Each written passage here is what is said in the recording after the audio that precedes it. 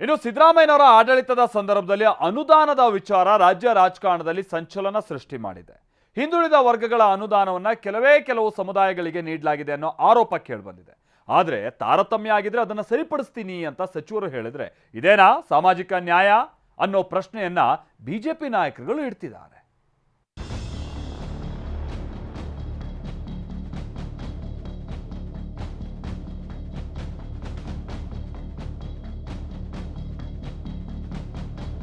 ಒಂದೇ ಸಮುದಾಯಕ್ಕೆ ಸೀಮಿತವಾಯ್ತಾ ಒಬಿಸಿ ಅನುದಾನ? ಹಿಂದಿನ ಮುಖ್ಯಮಂತ್ರಿ ಸಿದ್ದರಾಮಯ್ಯನವರು ಡಿಕೆ ಪಟ್ಟಕ್ಕೇರುವ ಒಂದು ದಿನದ ಮೊದಲು ನಿರ್ಧಾರವೊಂದನ್ನು ತೆಗೆದುಕೊಂಡಿದ್ರು. ಆರ್ಥಿಕ ಇಲಾಖೆಗೆ ಪ್ರಸ್ತಾವನೆ ಸಲ್ಲಿಸಲಾಗಿತ್ತು. ಈ ಪ್ರಕಾರ 155 ಸಂಸ್ಥೆಗಳಿಗೆ 71 ಕೋಟಿ 85 ಲಕ್ಷ ರೂಪಾಯಿ ಮಂಜೂರು ಮಾಡಲಾಗಿದೆ. ಆದರೆ ಈ ನಿರ್ಧಾರದಲ್ಲಿ ಹಿಂದುಳಿದ ವರ್ಗಗಳ ಕಲ್ಯಾಣ ಇಲಾಖೆ ಅನುದಾನ ಒಂದೇ ಸಮುದಾಯಕ್ಕೆ ಸೀಮಿತವಾಯ್ತಾ ಅನ್ನೋ ಪ್ರಶ್ನೆ ಹುಟ್ಟುಹಾಕಿದೆ.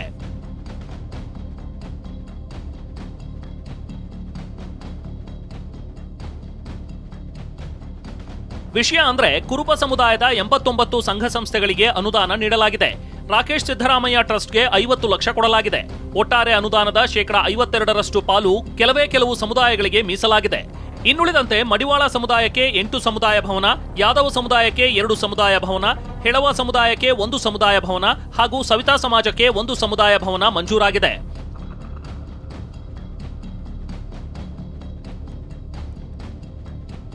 ಕುರುಬ ಸಮುದಾಯಕ್ಕೆ ಹೆಚ್ಚಿನ ಅನುದಾನ ನೀಡಿರೋದು ಇತರೆ ಹಿಂದುಳಿದ ವರ್ಗಗಳ ಮುಖಂಡರ ಆಕ್ರೋಶಕ್ಕೆ ಕಾರಣವಾಗಿದೆ.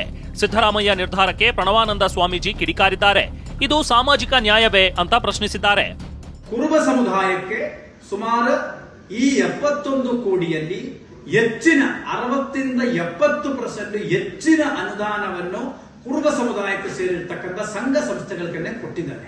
ಆದರೆ ಹಿಂದುಳಿದ ವರ್ಗದಲ್ಲಿ ಕುರುಬ ಸಮುದಾಯ ಅಷ್ಟೇ ಅಲ್ಲ, ಈಡಿಗ ಸಮುದಾಯ ಇದೆ, ಕುಂಬಾರ ಸಮುದಾಯ ಇದೆ, ವಿಶ್ವಕರ್ಮ ಸಮುದಾಯ ಇದೆ, ನೇಕಾರ ಸಮುದಾಯ ಇದೆ, ತಿಗಳ ಸಮುದಾಯ ಇದೆ, ಇಂದ ಶಿವಸಿಂಬಿ ಸಮುದಾಯ ಇದೆ, ಹಲವಾರು ಸಮುದಾಯಗಳು 104 ಜಾತಿ ಹಿಂದುಳಿದ ವರ್ಗದಲ್ಲಿ ಇದೆ. ಹಿಂದಿನ ಮುಖ್ಯಮಂತ್ರಿಗಳಾದ ಸಿದ್ದರಾಮಯ್ಯನವರೇ ತಾವು ಯಾವತ್ತೂ ಕೂಡ ಹೇಳ್ತಾ ಇರೋದೇನು ಸಮಾನತೆ ಮತ್ತು ಸಾಮಾಜಿಕ ನ್ಯಾಯ ಮತ್ತು ಅಲ್ಪಸಂಖ್ಯಾತ ಹಿಂದುಳಿದ ದಳಿದ ವರ್ಗದ ಅಹಿಂದ ಅಂತ ಹೇಳಿಕೊಳ್ತೀರಿ. ಇದು ಯಾವ ಮಟ್ಟದ ಅಹಿಂದ ಇದೆ ಇದರಲ್ಲಿ? ಬಿಜೆಪಿ ನಾಯಕರು ಒಬಿಸಿ ಅನುದಾನ ಹಂಚಿಕೆ ವಿರುದ್ಧ ಧ್ವನಿ ಎತ್ತಿದ್ದಾರೆ. ಸಿದ್ದರಾಮಯ್ಯ ತೆಗೆದುಕೊಂಡ ನಿರ್ಧಾರ ಸರಿ ಇಲ್ಲ ಅಂತ ಕಿಡಿಕಾರಿದ್ದಾರೆ. ಇನ್ನು ಸಿಟಿ ರವಿ ಅವರಂತೂ ಸಿದ್ದರಾಮಯ್ಯ ಅವರ ಜಾತ್ಯತೀತ ತತ್ವದ ಬಗ್ಗೆ ಪ್ರಶ್ನಿಸಿದ್ದಾರೆ. ಈ ರೀತಿಯ ಸಣ್ಣತನದ ನಡೆಯನ್ನು ಯಾಕೆ ನಡ್ಕೊಂಡ್ರು ಇದು ಗೊತ್ತಿಲ್ಲ. ಆದರೆ ಮುಖ್ಯಮಂತ್ರಿಗಳಾಗಿರ್ತಕ್ಕಂಥ ಶಿವಕುಮಾರ್ ಅವರು ಇದನ್ನು ತಕ್ಷಣ ಸರಿಪಡಿಸಬೇಕು. ಇದು ಯಾರಿಗೆ ಅನವಶ್ಯಕವಾಗಿ ಕೊಡಲಾಗಿದೆ, ಈಗ ಇವ್ರಿಗೆ ಯಾಕೆ ಕೊಡಬೇಕಾಗಿತ್ತು? ಯತೀಂದ್ರ ಅವರ ಹೆಸರಿನಲ್ಲಿ ಇರ್ತಕ್ಕಂಥದ್ದಕ್ಕೆ ಯಾಕೆ ಕೊಡಬೇಕಾಗಿತ್ತು? ಅದರ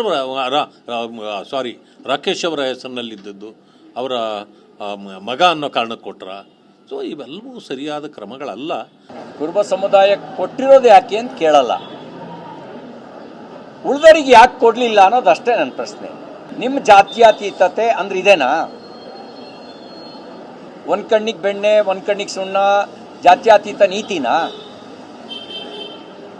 ಅಹಿಂದದೊಳಗೆ ಒಂದು ಜಾತಿ ಮಾತ್ರ ಇದೆಯಾ? ಇನ್ನು ಸಚಿವ ಪ್ರಿಯಾಂಕ್ ಖರ್ಗೆ ಸ್ಪಷ್ಟನೆ ಕೊಡುವ ಕೆಲಸ ಮಾಡಿದ್ದಾರೆ.